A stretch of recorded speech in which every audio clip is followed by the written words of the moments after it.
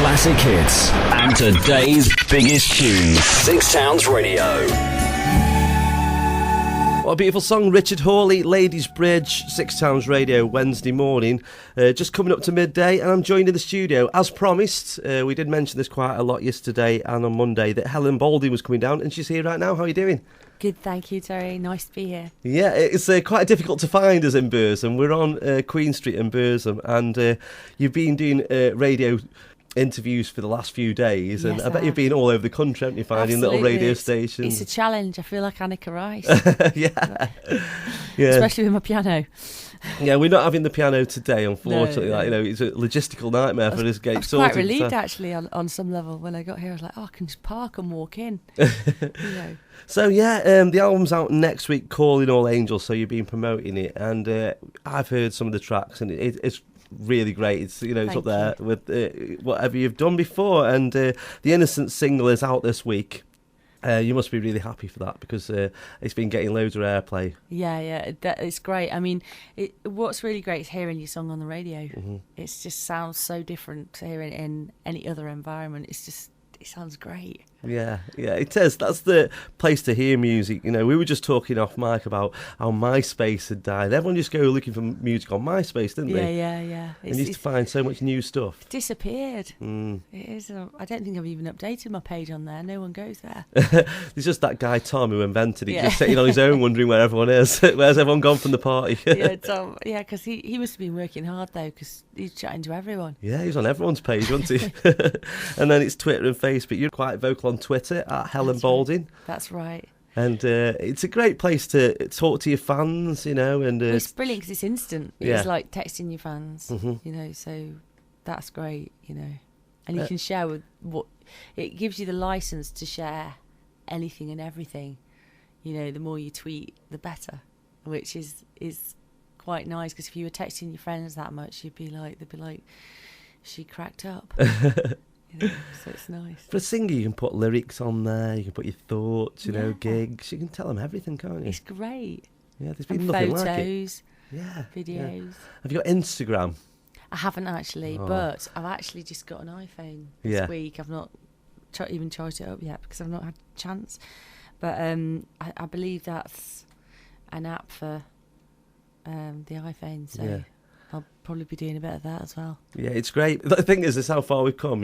Technology's moved on from old style, SLRs, big cameras with film, etc., to little digital cameras which have got the same capability. And then we're going back, making photographs look like they did 20 years ago. Exactly. But the thing is the same with records. It's like people buy all these valve amps and stuff to try and warm it up. Yeah. Because, you go to CD and digital, and it takes off all the warmth of a vinyl or an analog disc and tape, and it's the same with photographs. There's just not that.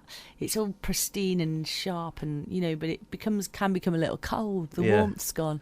So we're all craving for that warmth. I know. No one prints photographs out anymore. You go, have you seen this photograph of me on Facebook? Exactly. It's like that, isn't it? Yeah. It's really weird that, actually, because I go and I look at my old photos from being a kid, and it's so nice because they're all in a box. Whereas, you don't have that many of when you're like a kid. Well, my mum and dad didn't take that many. It was probably because there were 6 of us. They were too busy. But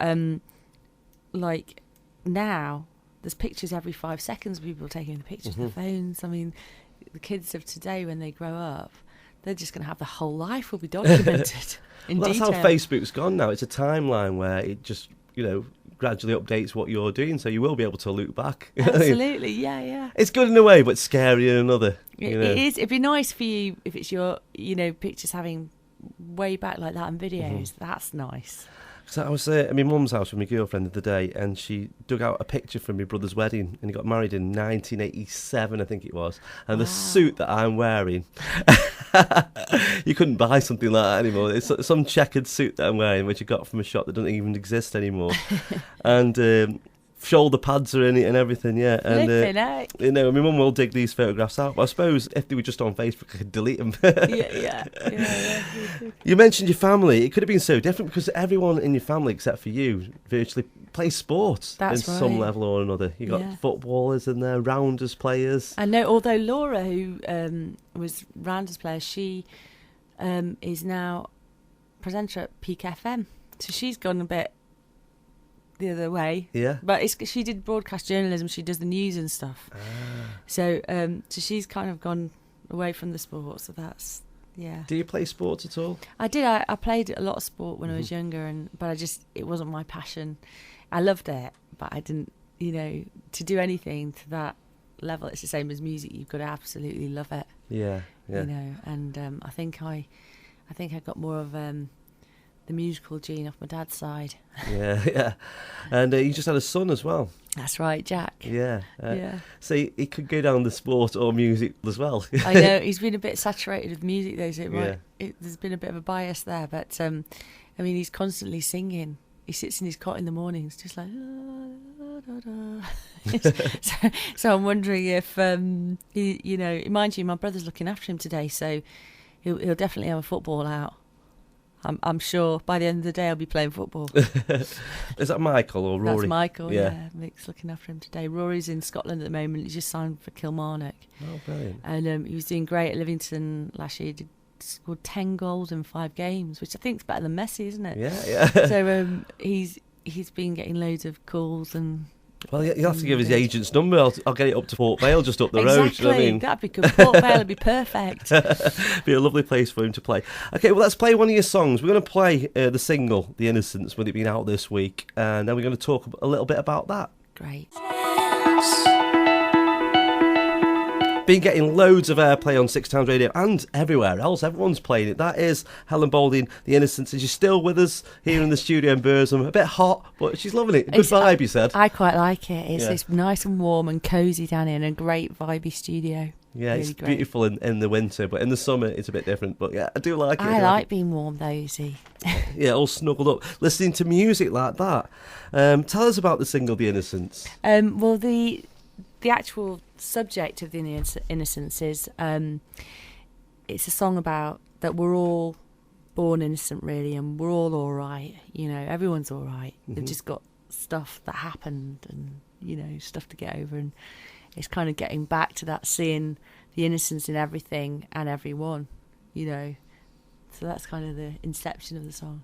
Oh, that's beautiful. I was looking at stuff I'd done when I was younger, a lot of the drawing that I did when I was younger, and just not knowing what you know now, and it's just nice, that innocence, and just growing up and being taught things. And it is, because when you see things through, and if you didn't know something was going on, when there is an agenda going on, you actually generally don't get affected by it. So it's actually quite nice. You can see that with babies and stuff. They're so innocent. Yeah, they're oblivious, and it's lovely. Yeah, it's great. So the album, Calling All Angels, when did you start recording that? I started recording that probably, the first track I wrote was Blown Away. I probably started that in about 2008. Wow. As I was, still in the middle of the campaign of, the other record, but it takes a while to kind of... With the old record, I had songs already existing from quite a few years, so I was picking songs and fitting them into a direction. With this record, I was writing with a direction in mind, so it took a while to find out what that beast was. And that's why I think that Blown Away is a little more live sounding than the others, because the others, I started to take a real shape then. And this kind of very song based still, which is my roots, but juxtaposed with a kind of an electronic feel, started to emerge. So that's why it took a while, apart from the fact I had a baby in the middle as well. Of course. How you managed to juggle the two, having a music career and a kid? Well, you just have to be a lot more intentional. I don't know what I did with my time before, but there's less going out partying at night. I'm kind of finishing my paperwork off at night, then I'm off touring or writing in the day, and I have like 3 sisters and my mum, and my husband juggles his work as well, so we've got a good babysitting situation. Like, he's with my brother today. So, and everyone loves him, so it's great, because they're all excited to have him. So you've been working with Pete Glenister on the album. Right, yeah. You produced it. So what was it like working with him? 'Cause he's Great. got a great pedigree. Yeah, Pete I'd known for years, and I'd written a track with Pete on my last album, which youth produced, and I thought to myself, one of my heroines, Kirsty MacColl, Pete had done a lot of stuff with her, and I'd loved the album Kite. It was my favourite album, and Pete had written that album with her. And like, I'm quite anal about the melodies and the lyrics, and really honing that craft. And Pete's got a similar anality, as it, if you could call it that. And so I really wanted to try making a record with Pete, because I thought we'll do a great record, and I actually love it. And it was a great process because we've got the same taste. When you have the same taste, it makes it an easy, enjoyable, even when you're kind of really tussling over a, you know, shall we go here in the bridge, or, you know, you're generally going in the same direction. So it was a great process, and I'm glad I picked Pete to do that. Work with somebody that close and, you know, have the same vision must be great. Absolutely, yeah. I mean, that is really great, because some, you know, there's different kind of levels of intricacy on songwriting. You know, some people like to do things very, very simply, and I like simple, but there's certain things that can be really brilliantly done if you really take time and really, you know, work the song. And Pete's someone who enjoys to do that as well. So I knew we could do that together. Yeah, of course. I'm going to play Blown Away right now. You said it was one of the first songs you wrote for them. It was the first, yeah. Yeah, it is a beautiful song. And then we'll have one more chat, because I know you've got to shoot off because you've got so much to do today. I'm blown away. Oh, Blown Away. Helen Boulding on 6 Times Radio. We just sprung a competition on to her because I've got some promos that we've had kindly sent to us, and she's gave me one of the album, and she's duly signed them for me, because I love collecting vinyl and CDs. Of such a collection, you know what I mean? It's taken over the whole house. But we're going to give one away to a listener, which would be nice. Yeah, I've got an album and a single. Oh, wow. Wow. Have you got a question? A question? What kind of a question? What area? I'm just trying to think of something. Let's leave it for a minute. We'll have a think of that maybe after. Yeah, I've been listening to the tracks. I've had the mini album sent to me, and I've noticed, like, because Pete worked with Alison Moyet as well. Yeah, that's right. You could hear that, you know, that same sort of vibe to it as some of the classic Alison Moyet stuff. Yeah, I love Alison Moyet. In fact, funnily enough, there was a guy I'd worked with in Sheffield who did an Alison Moyet hit as well, Week in the Presence of Beauty, a guy called Mike Ward. Oh, yeah. Yeah, so chef lad.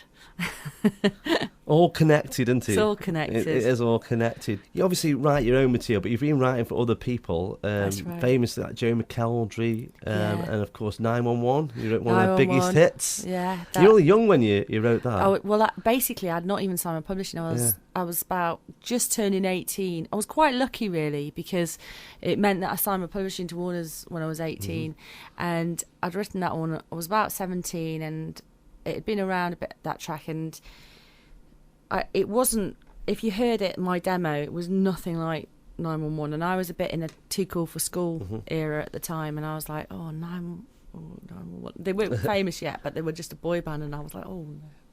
And then met the lads, and they were great, and they did a version of it, and they started to tour loads of shopping malls, and they signed to Virgin, and I was just signing my publishing anyway, because they'd been following me. I'd had an offer from Sony, and then Warner's had come on board, and they were going to develop me as an artist as well. And it suddenly started, their first single, which wasn't mine, went in at number 10, and I thought, flipping heck, this is going to... And ours went in at number 4. So I was grateful for that, you know, a hit's a hit. Yeah. And I love the song, you know. Yeah, it's a great song, yeah. So, and then, but the one I did for Alex Parks, I was really proud of. The one she won Fame Academy with. I'd have done that for myself as an artist.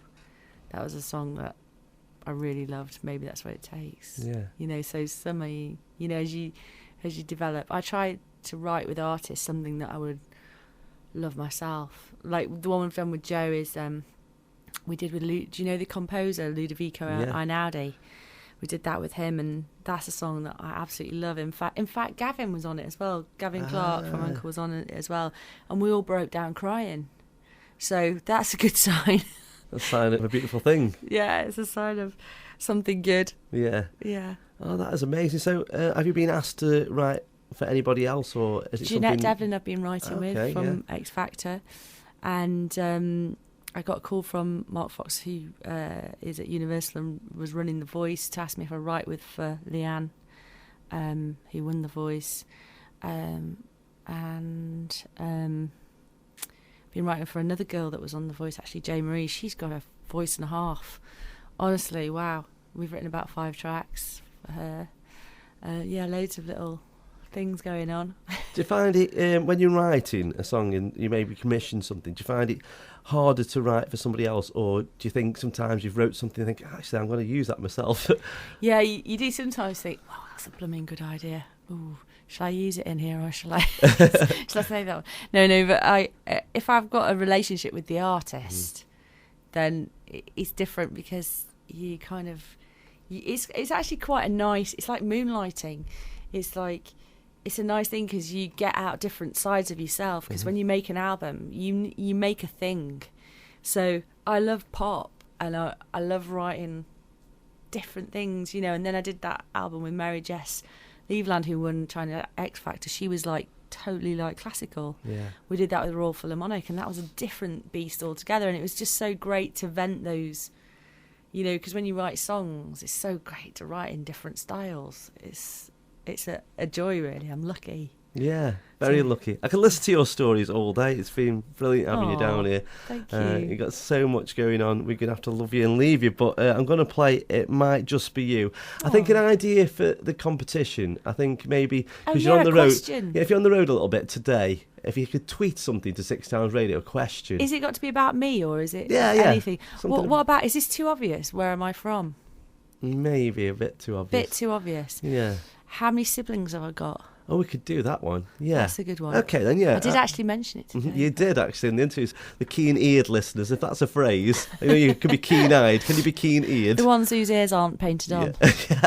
Yeah, like eyes painted on, of course. Yeah, so the keen listeners might have heard that. So, yeah, how many siblings has Helen Boulding got? And we got a single and an album to give away. What a great prize. I thank you very much for coming down here today and having a chat to us. Thank you for this album as well, not just giving me a copy of it, for actually doing it. It's brilliant. No, it's a pleasure. And if anybody wants any more things, or to find out where what I'm up to, helenboulding.com. Yeah, and at Helen Boulding on Twitter. And Twitter. Have you got any shows coming up quickly before we go? Well, I've just finished doing some festivals, and what I wanted to do this time, because I was supporting on the last tour, like Brian Ferry and Cara Dillon and people like this, Roddy Frame.